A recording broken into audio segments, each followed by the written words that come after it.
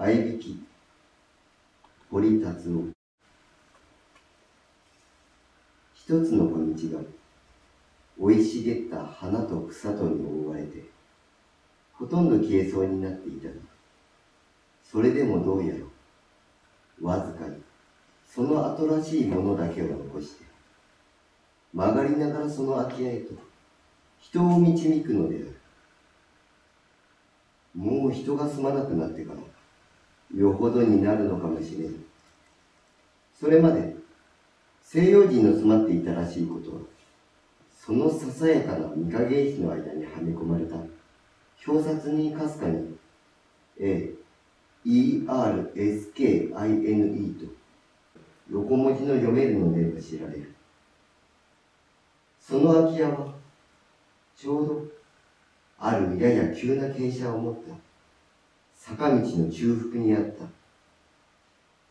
一体に坂道というものがどれでも多少人を夢見心地にさせる性質のものである。そういう坂道の中途まで来てふと足を止めた瞬間、ひょいとそんな荒れ果てた庭園が目に入るので、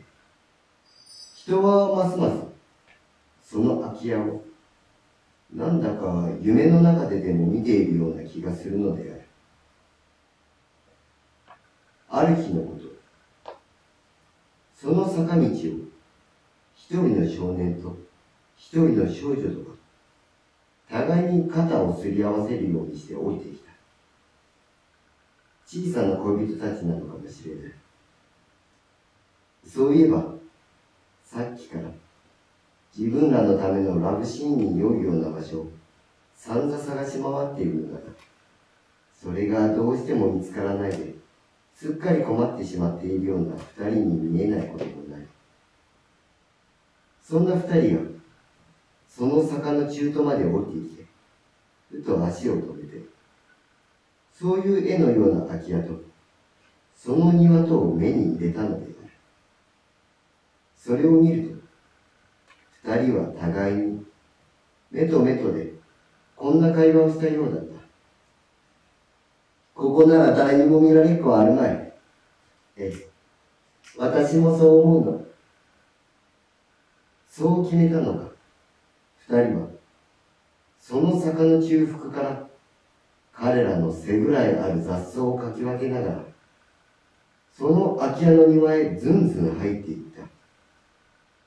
ちょっと不安そうな目つきで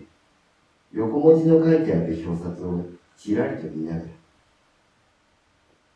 その庭園の奥深くには彼らが名前を知らないような花がどっさり咲いていた。少年はその一つの草むらを指しながら、いやー、バラが咲いてらーと幾分上ずった声で言った。あら、あれはバラじゃありませんわ。少女の声はまだいくらか少年よりも落ち着いている。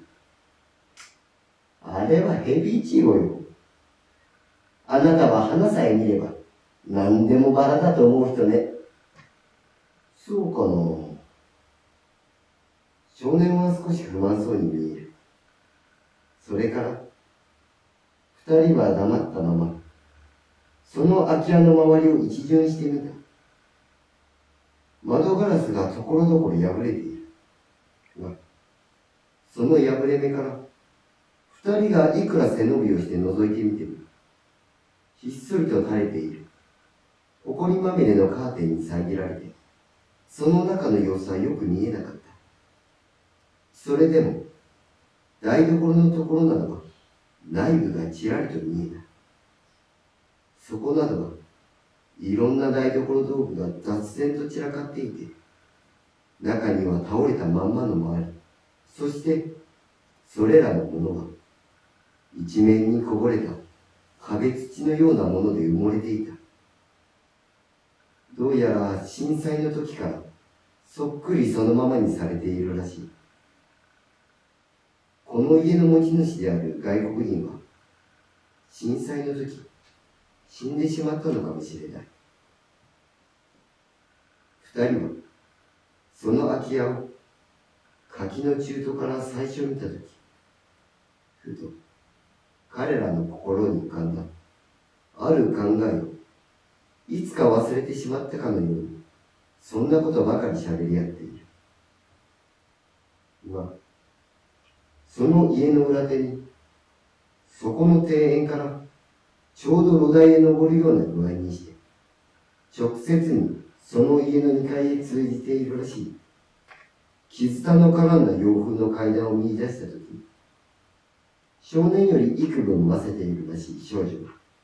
思い切ったように言った。ちょっと、あれ登ってみないこと？少年は生返事をしている。そんなら私が先へ行くわ。それでもと言いかねて。やはり、少年は自分が先に立って、その傷の絡んだ階段を、少し危なっかそうな足つきで登っていった。が、その中途まで登ったかと思うと、少年は急に足を止めた。そこの壁の上に、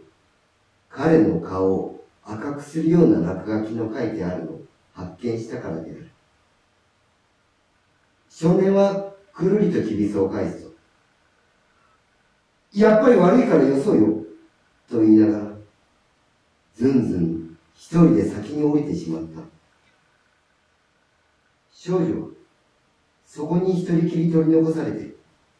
しばらくあっけに取られているように見えたが、やがて、彼女も彼の後を追った。そうしてそのまま、二人は、彼らのラブシーンにはもってこいに見えた。その空き家の庭から、とうとう立ち去ったのである。少年は、その家を遠ざかるにつれ、つくづく自分に冒険心の足りないことを悲しむばかりであった。そうして、その辺の外人居留地かもしれない洋館ばかりの立ち並んだ見知らない街の中を、少女と肩を並べて歩きながら、そういう弱虫の自分に対して、自分自身で腹を立ててでもいるかのように、急にいつになくおしゃべりになった。君、メイメイという人の小説を読んだことがある？いいえ、ないわ。そうか。僕はその人の小説がとても好きなんだよな。僕はその人の短編でね、マダム・ルクエース街というのを読んだことがあるんだ。その中にね、ちょうど今みたいな家が出てくるんだぜ。それはイタリアの話だけれど、ところが、その空き家の2階の長椅子がね、一つだけ、ちっとも埃が溜まっていなくて、なんだか始終人に使われているみたいだったんだ。実はそこでね、毎晩あるお姫様が、その恋人と相引きをしていたということが後でわかるんだよ。そういえば、今のあそこの2階もね、